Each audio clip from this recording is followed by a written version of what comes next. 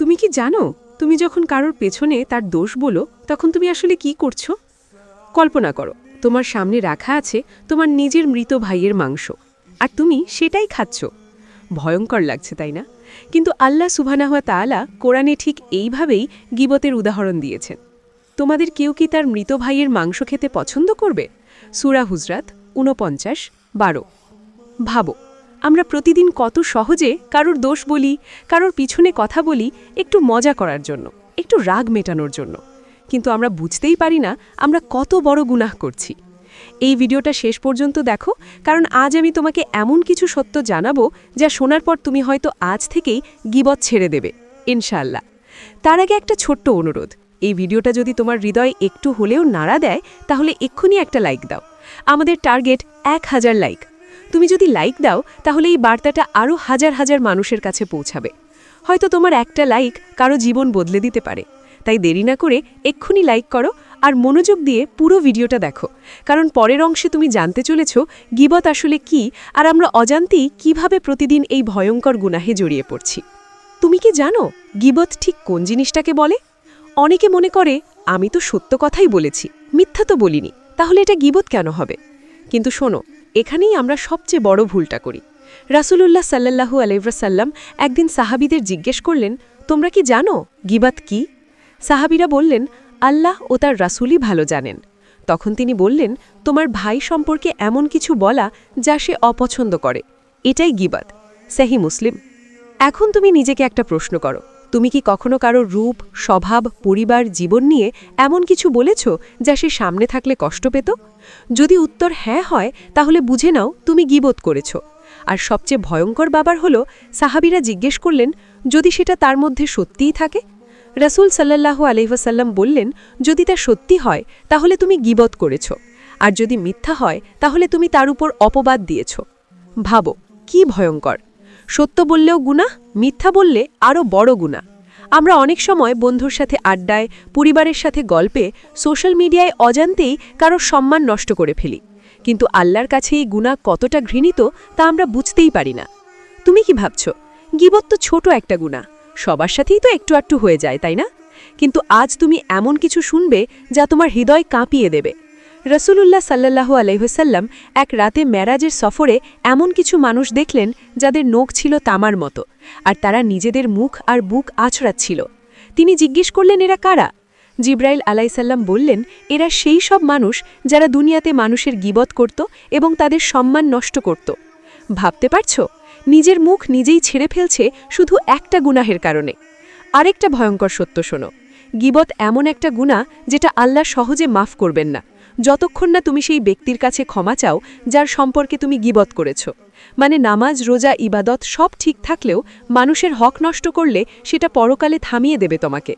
রাসূল সাল্লাল্লাহু আলাইহি ওয়াসাল্লাম বলেছেন, কিয়ামতের দিন কিছু মানুষ আসবে অনেক নেক আমল নিয়ে, কিন্তু তারা যাদের নিয়ে গীবত করেছে তাদেরকে সেই নেক আমল দিয়ে দিতে হবে। শেষে যখন আর কিছু থাকবে না, তখন অন্যদের গুনাহ তাদের উপর চাপিয়ে দেওয়া হবে। তখন বুঝবে একটা ছোট কথা কিভাবে পুরো জীবনটাই ধ্বংস করে দিল। অনেক সময় আমরা গীবত করি, কিন্তু মনে করি আমি তো খারাপ কিছু বলিনি। এটাই সবচেয়ে বড় বিপদ। ধরো তুমি বললে, ও তো খুব ভালো কিন্তু একটু অহংকারী, অথবা ওর চরিত্র ভালো কিন্তু ওর পরিবারটা এমন।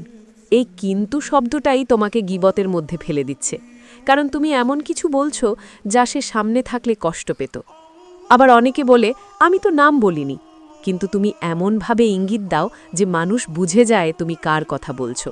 এটাও গীবত। আরেকটা সাধারণ ভুল, বন্ধুদের সাথে আড্ডায় কারোর হাঁটা, কথা বলা, স্টাইল নকল করে হাসাহাসি করা। তুমি ভাবছো এটা তো মজা, কিন্তু আল্লাহর কাছে এটা একজন মানুষের সম্মান নিয়ে খেলা।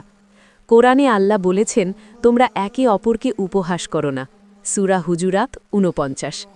ভাবো আমরা প্রতিদিন কতভাবে এই গুনাহ করছি, কখনো কথায়, কখনো ইশারায়, কখনো হাসির মাধ্যমে।